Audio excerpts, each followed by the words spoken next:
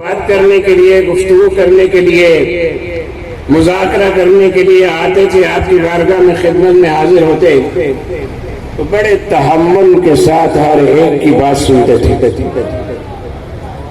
اور بڑے تحمل کے ساتھ ساری بات، ساری گفتگو سن لینے کے بعد بڑی سنجیدگی کے ساتھ ایک جملے میں مسئلے کا حل بیان فرما دیتے۔ بارہا ایسا ہوا، لوگ تیاری کے ساتھ آئے کہ آج جائیں گے تو بس فتح ہماری ہوگی اور امام صاحب کو شکست ہو جائے گی معاذ اللہ، لیکن اللہ تعالیٰ نے جو مراتب ان کو عطا فرمائے تھے، جو ذہانت ان کو دی تھی، جو بصیرت انہیں عطا فرمائی تھی، یہاں تک کہ ایک دن ایسا ہو گیا کہ بادشاہ کے مقربین میں جو قاضی صاحب تھے، سرکاری مفتی،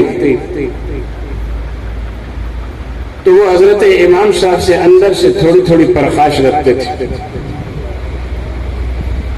تو کوئی موقع آتا تو کوشش کرتے تھے امام صاحب کو تکلیف پہنچائی جائے۔ تو ایک دن اس نے بادشاہ سے کہا، قاضی صاحب نے، مفتی صاحب نے، کہ یہ جو ابو حنیفہ ہے نا، سامنے بیٹھے تھے آپ، کہا یہ جو ابو حنیفہ ہے نا، یہ آپ کے دادا حضرت عباس رضی اللہ تعالی عنہ، ان کی جو ہے وہ عزت نہیں کرتا، ان کی عزت نہیں کرتا یہ۔ تو بادشاہ نے کہا کیوں جناب؟ آپ نے فرمایا کہ بادشاہ سلامت، بات یہ ہے کہ قاضی صاحب یہ کہنا چاہتے ہیں کہ لوگ جو آپ سے بیعت کرتے ہیں، یہ بیعت آپ کی صحیح نہیں کرتے۔ قاضی صاحب بڑے حیران ہو گئے کہ یہ کیا ہو گیا، یہ کیا ہو گیا مسئلہ۔ بادشاہ نے کہا کیسے؟ کہا یہ کہتے ہیں میں حضرت عباس کی عزت یعنی اوپر اوپر سے کرتا ہوں، اندر سے نہیں کرتا، اور یہ کہنا اصل میں یہ چاہتے ہیں کہ میں آپ کے ساتھ ہوں بھی اور نہیں بھی ہوں۔ لوگ آپ سے بیعت کرتے ہیں لیکن بیعت نہیں کرتے، کیوں؟ اس لیے کہ یہاں بیعت کرتے ہیں اور گھر جانے کے بعد انشاءاللہ کہہ لیتے ہیں، اور جب انشاءاللہ کہہ لیتے ہیں تو اس کا مطلب یہ ہوتا ہے کہ ہم نے بیعت کوئی نہیں کی۔ تو بادشاہ نے کہا قاضی صاحب ابو حنیفہ سے ہوشیار رہا کریں، آپ نے تو ان کے لیے کوشش کی تھی کہ گڑھا کھودا تھا لیکن آپ خود گرنے والے تھے اس کے اندر۔ کہتے ہیں نا کہ چاہ کنرا چاہ درپیش، چاہ کنی کرتا ہے نا جو کنواں کھودتا ہے کسی کے لیے، تو کبھی ایسا بھی ہوتا ہے کہ خود ہی اس کے اندر گرتا۔ حضرت امام اعظم ابو حنیفہ رحمۃ اللہ علیہ کے فضائل و مناقب بے شمار، میں ان کے فقہ کے حوالے سے ذرا سی بات کرتا ہوں۔ آج جس دور میں ہم چل رہے ہیں، یہ ٹیکنیکل دور، یہ مادیت پرستی کا دور ہے۔ آج بزنس کے انداز بدل گئے، تجارتی معاملات میں بڑا فرق آ گیا ہے،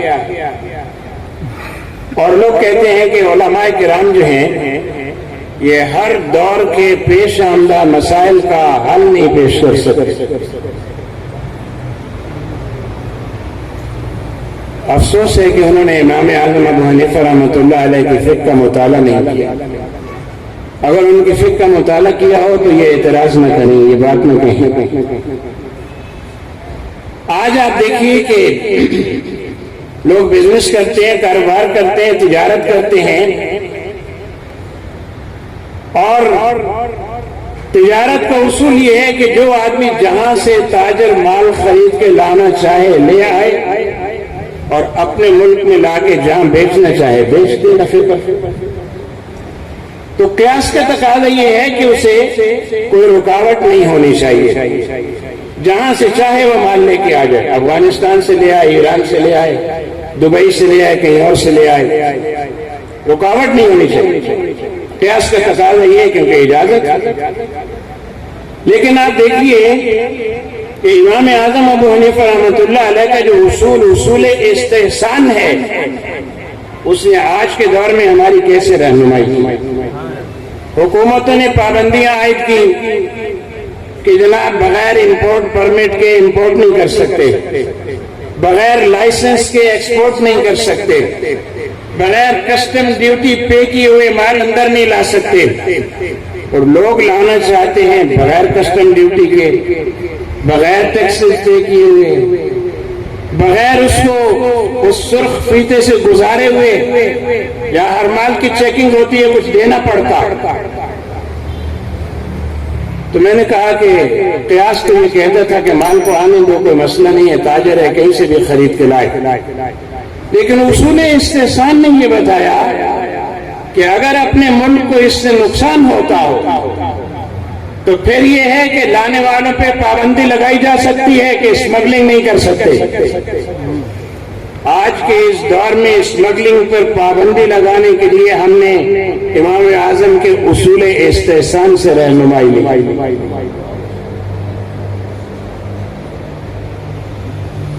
تو اب کیا ہے، آپ مال باہر سے لائیں، لیکن یہ ہے کہ اس راستے سے لے کے آئیں جو چینل لانے کا ہے۔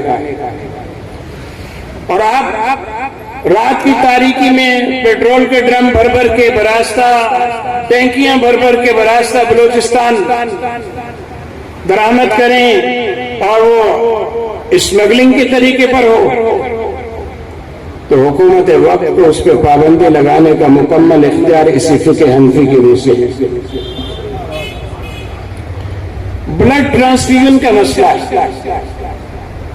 کہ آپ کا کوئی عزیز جو ہے شدید تکلیف میں ہے، اس کا آپریشن ہونا ہے، ڈاکٹر کہہ رہے ہیں کہ اس کے لیے بلڈ چاہیے ہوگا، اور بلڈ دینے والے ڈونرز نہیں مل رہے، اس کے اپنے عزیز دینے والے ہیں نہیں یا تیار نہیں ہیں، اب کیا کیا جائے؟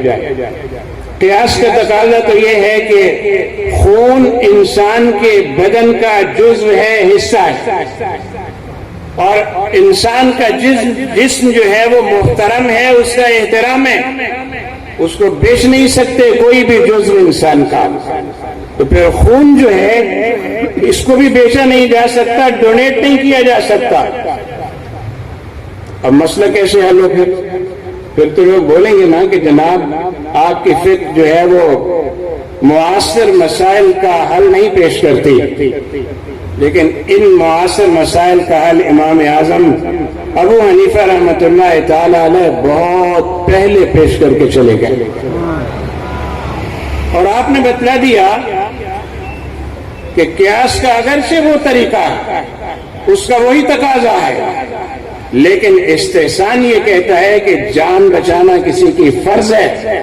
اگر جان بچانے کے لیے خون کا عطیہ دینا پڑ جائے یا خریدنا بھی پڑ جائے تو جائز ہوگا۔